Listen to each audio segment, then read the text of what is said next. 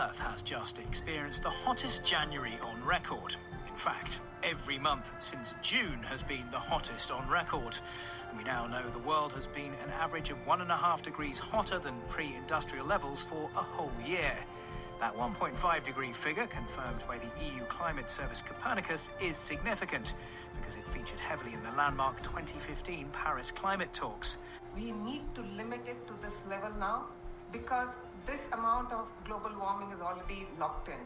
If we don't do something about it, it's only going to increase, it's going to displace more people, it's going to push more people into food security crisis, water scarcity. There's so much more impact than what meets the eye. Well, Oliver, it's very serious. I mean, it emphasises the steady increase we've seen in global temperatures since the kind of pre-industrial period. And when you draw a graph, you do see this steady increase to this new peak. And as you've said, 1.5 it's a symbolic boundary, but it's a really important boundary. There was a 2018 UN study which showed that the impacts of climate change would be really significantly more severe at 2 degrees than 1.5. We're already seeing really quite dramatic climate impacts around the world. Increasing intensity is obviously something we should all be very concerned about. You know, we're nudging up against the boundary already.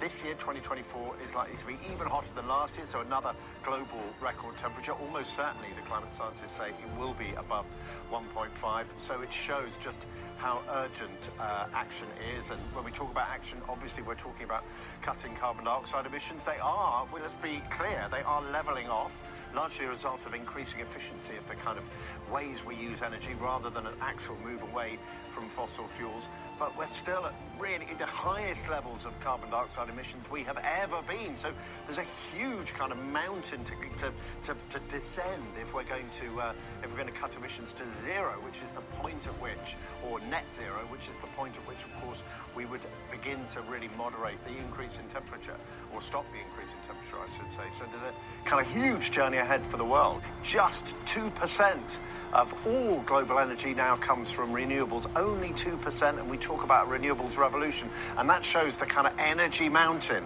that we need to tackle if we are going to reduce emissions. So it's a huge challenge ahead.